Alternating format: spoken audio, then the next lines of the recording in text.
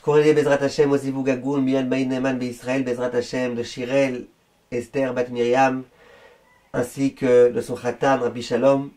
Chers amis, récemment ma femme, elle parlait avec une élève, et cette élève lui a dit, écoutez, moi j'ai entendu d'un rave, francophone, qui disait que c'est pas bien que le père et la mère, devant leurs enfants, ils aient des actes affectueux. Genre une petite caresse, un petit bisou, c'est pas une bonne chose.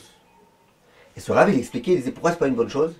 Il dit parce que imagine que tes enfants eux-mêmes, ils vont se marier avec un ou une conjointe qui sera pas autant attentionné.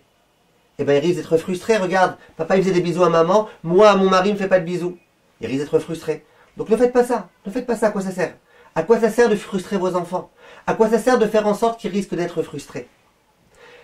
Eh bien, j'aimerais vous dire, mes chers amis, et à nouveau je vous demande, quand vous entendez des idées, qui ne sont pas des idées qui sont écrites dans la Torah, ça peut être des rabbanim qui les disent, ça peut être tout type de personnes, gardez votre esprit critique. Est-ce que c'est concevable de dire que je ne vais pas éduquer mes enfants, parce que imagine que plus tard, ils aient pas cette chose-là?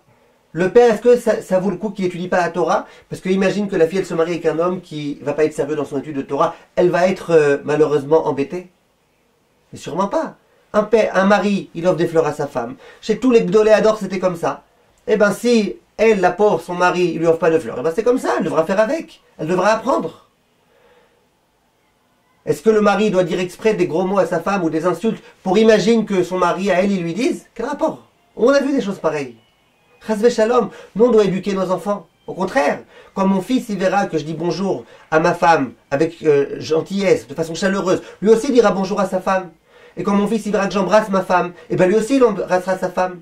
Et quand ma fille elle verra que j'embrasse ma femme, ben elle aussi elle embrassera son mari. Quel rapport?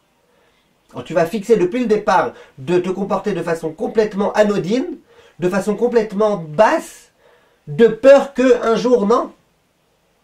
Si vous me parliez de matérialité, et que vous me disiez, écoute, essaye de faire en sorte, à la maison, de ne pas vivre dans le trop grand luxe, parce que imagine que tes enfants eux-mêmes, ils n'aient pas l'argent, après, de s'habituer à ce luxe-là et de pouvoir vivre dans ce luxe-là, ils risquent d'être frustrés, ça je veux bien.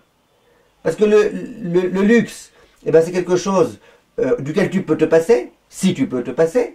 Personne ne t'assure que plus tard, dans 10 ans, tu pourras te permettre ça, et encore moins que tes enfants, ils pourront se permettre ça. Donc si tu veux, pourquoi pas? Je peux comprendre cette idée-là. Bien qu'à nouveau, on puisse très bien dire, écoute, moi j'ai de l'argent, je vis Bezrat Hashem comme je vis Bezrat Hashem, j'espère qu'Hachem donnera de l'argent à mes enfants.